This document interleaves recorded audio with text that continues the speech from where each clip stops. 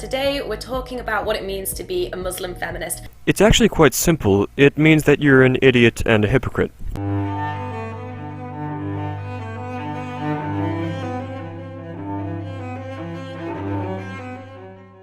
That's what we're good for, is talking back.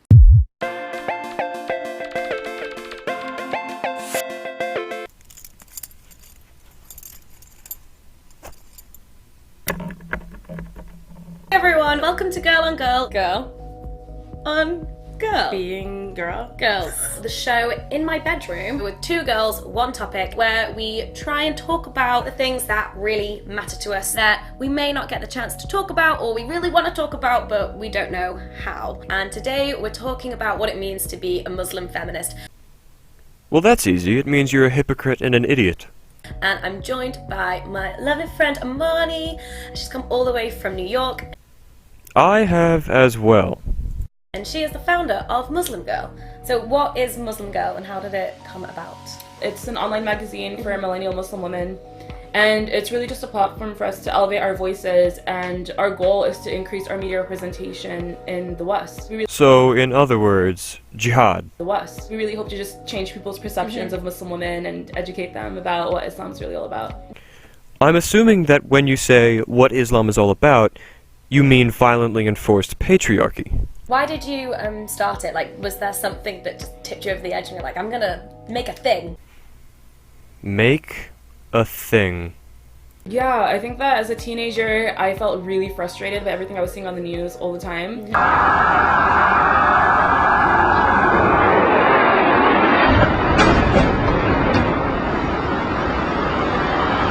I completely understand why you might feel that way.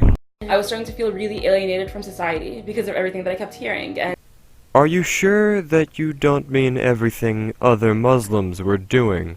everyone that was on the news, all they could talk about was Muslim women and how it was related to all these wars happening in the Middle East. But Strange, I can't seem to remember Muslim women being a big deal in the media for an extended period of time, or even for a small amount of time. I especially don't remember them being linked to the violence going on in the Middle East. I seem to recall the media taking a fancy to blaming all of that on Israel. were never Muslim women. They were likely forbidden by their husband from leaving the house. I think that starting Muslim Girl was my way to push back and reclaim my identity. Since I know that I'm gonna put my foot in it a million times, I'm just going to let myself say every preconceived notion that I have about Muslim women. It's going to be incredibly offensive. The anticipation is killing me. But this is what I've heard. Okay. This is what I know. Oppressed, I would say so. always covered up, never showing any skin. Not exactly. See, many places in the Muslim world have become a little bit more lax when it comes to hijab. However, that being said, there are still quite a few places in the world which are run by Muslim governments where hijab is enforced quite zealously. Don't drink alcohol, can't speak English. Well, alcohol is haram, and English is the language of the white Western devil.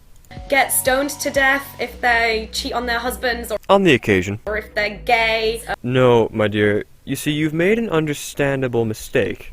Gays are thrown screaming from a tall structure. Can't have sex before marriage, always have, can't choose who they marry, arranged marriages. You are correct on both accounts.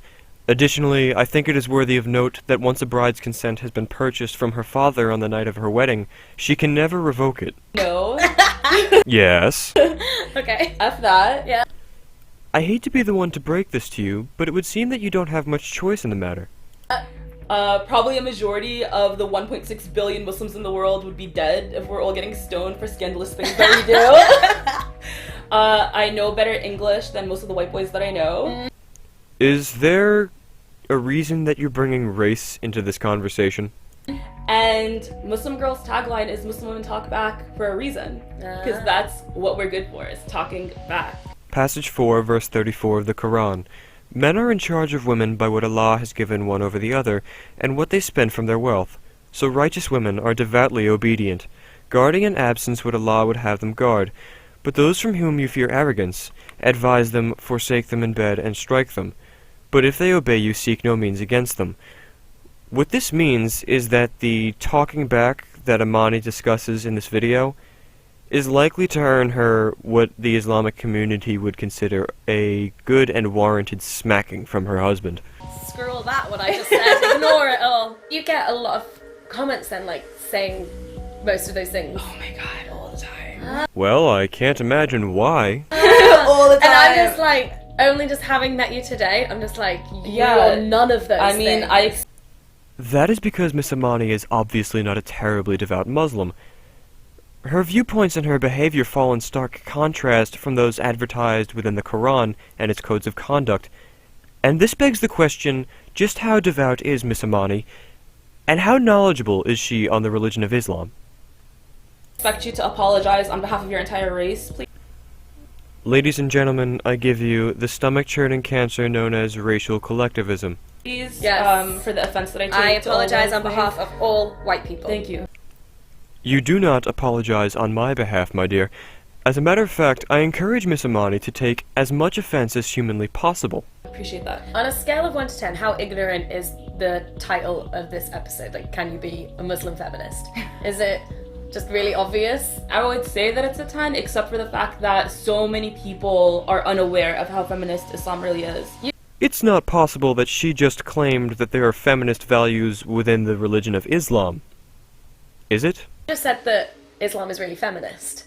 Because everything that I hear about Islam is that it is quite oppressive. It has much less to do with the geography and more so to do with the principles of the religion itself.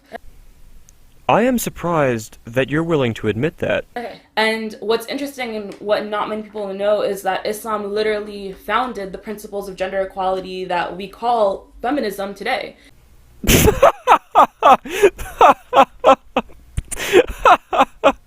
And it really was revolutionary for its time period when it was revealed in society, and it was because it was an equalizer between the genders.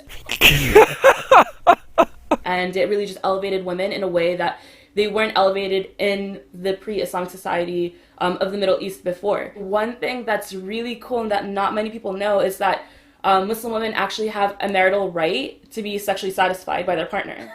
If a man is unsatisfied by his wife in bed, he has grounds for divorce without her permission. Haha, yes! Yeah. Oh my god! Literally, exactly, yeah. So that's like really cool I'm not sure why you're cheering. This is bad for you. because number one, It's Islam... like I am owed an orgasm. Exactly. Yeah, that's the thing. It's like, so first of all, Islam acknowledges that sex can be had for pleasure instead of just for reproductive purposes. And then on top of that, that Muslim women are entitled to be just as pleased by their partner as men are. And Always looking out for everyone. exactly. Frankly, my dear, you've beaten me. You've got a point here. I can't seem to recall a single instance in which a member of the Islamic community has acted in a way that would belie feminist values or lead me to believe that they had anything less than the absolute and utmost esteem for women. Right? And what's cool about it is that, you know, that's even a reason, a really significant reason to be able to file for divorce. So, yeah, if you're not hitting those O's, then... Divorce. Yeah, exactly. You're out of the picture, you know, so... A. Filing for divorce on the grounds of being sexually unsatisfied is a privilege enjoyed only by men under the Islamic system. And B. Even after a woman has clearly established that she has good reason for wanting a divorce from her husband, she still requires permission from him in order to make the divorce final. Oh my god, yeah, I had no idea. So this here is the holy trinity of life. We have career, life partner, children. But sometimes life, you know, doesn't go the way you planned it, and you can't have everything you want. So you have to prioritize and pick two. This is you. Okay. And you're going to place you in between the two things that you're choosing. And talk me through. No, I have not to. allowed. I Not allowed. can't. You have to I sacrifice can't. No, I don't want to. No, Why? but- How come guys don't have to sacrifice one? one. Well, yeah, good point. And Yeah, good point. They just struggle under the burden of all three and work themselves into an early grave. No biggie. Laugh it up, harpies.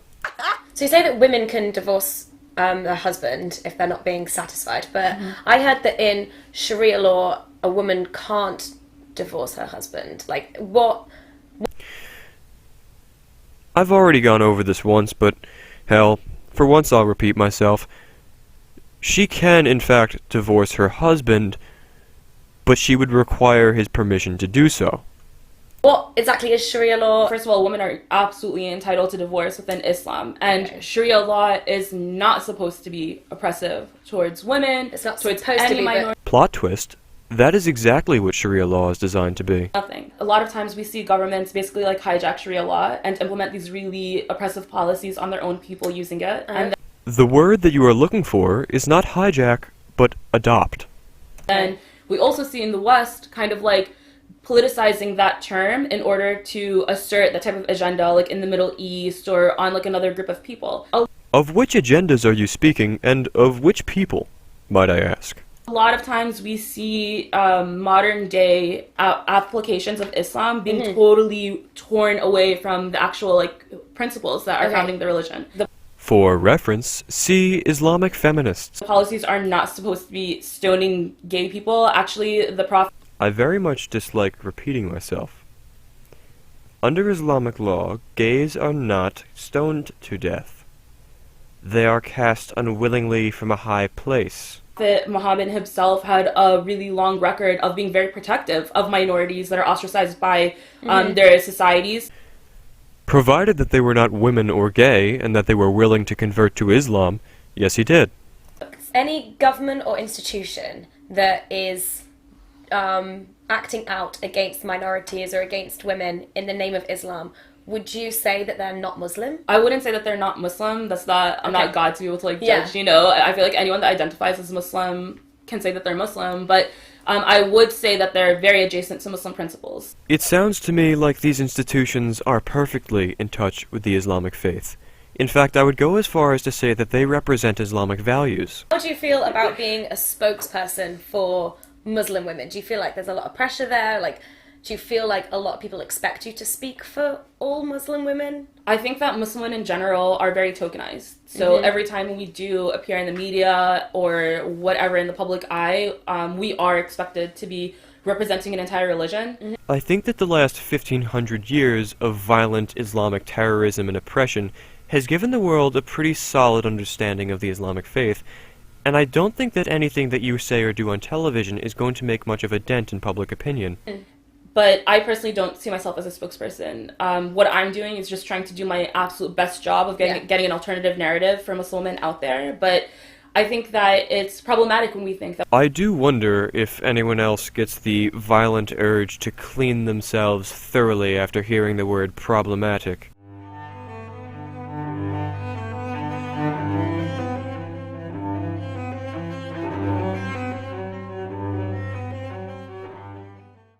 Thank you for tolerating my third-rate debut into the shitlord community. I hope you've enjoyed watching this as I've enjoyed making it, and if you have enjoyed it just enough, then I encourage you to leave a like and subscribe. Take care.